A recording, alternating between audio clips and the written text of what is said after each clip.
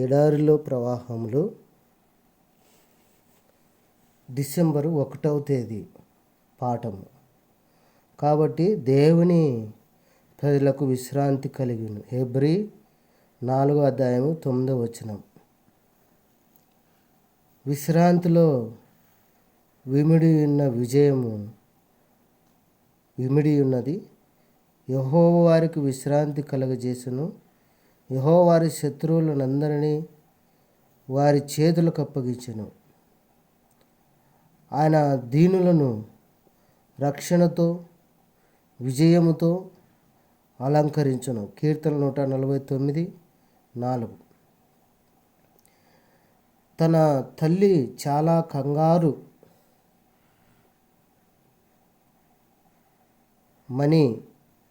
మనిషిని ఒక సుప్రసిద్ధ సువార్తికుడనెను.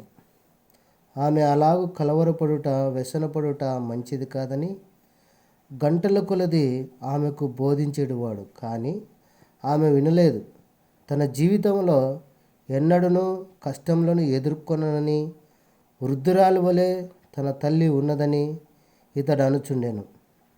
అయితే అకస్మాత్తుగా ఒక ఉదయమున కాఫీ పలహారం తీసుకునే సమయంలో చాలా చిరునవ్వుతో కనబడినందున అందుకు కారణమేమని ఇతడు తన తల్లిని అడిగాను.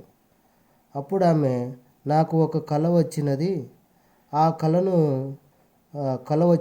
ఆ కలను వివరించినది. చాలా అలసి బరువులను మోయిచుండిన పెద్ద సమూహంతో ఆమె కూడా నడుచుచుండినది. వారందరూ చిన్న నల్లని మూటలను మోయుట ఆమె చూచినది. వారందరూ విడిచిపెట్టుచున్న మూటలను మరికొందరు మోయుటకు విడిచిపెట్టుచున్నారనియు వారు దయ్యములనియు ఆ కలలో అనుకున్నది.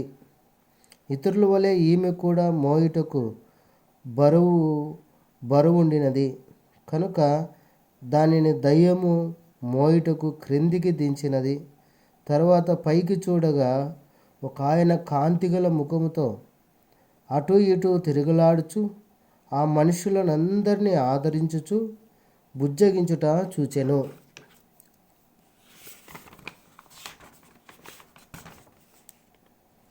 ఆఖరుగా ఆయన ఈమె దగ్గరకు రాగా ఆయన తన రక్షకుడేనని ఆమె గుర్తించినది. ఆమె ఎంత అలసిపోయినదో ఆయనతో చెప్పగా ఆయన విచారంతో ఇలాగనెను, నా బిడ్డ, నేను కూడా ఈ బరువులను ఇవ్వలేదు. అవి నీకు అవసరమే లేదు. అవి దయ్యముల బరువులే. నీవు అనవసరముగా మోసి అలసి ఉన్నావు. అవి నీ ప్రాణము తీయుచున్నవి. ఇక నీవు వాటిని ఇక్కడే పారవేయము. మరలా నీ వ్రేలితోనైనా ముట్టనని చెప్పుము. నీ మార్గము తేలికగా నుండుట కనుగొందువు. నీవు గద్ద రెక్కల మీద తేలికగా ఎగిరిపోచున్నట్లుందువు. ఆయన ఆమె హస్తమును ముట్టెను. సమాధాన సంతోషములు ఆమె ఆత్మను విభ్రాంతిపరిచినవి. ఆమె శరీరము తేలికైపోయినది. తన భారమంతటిని వదిలిపెట్టినదై ప్రభుని పాదముల మీద పడినది, స్తుతించినది. అలాగు చేయబోచుండగా తన చింతలన్నీ మాయమైపోయినవి. ఆనాటి నుండి ఈ లోకము విడిచి వరకు ఆ కుటుంబంలో అత్యానందభరితురాలుగా నుండెను.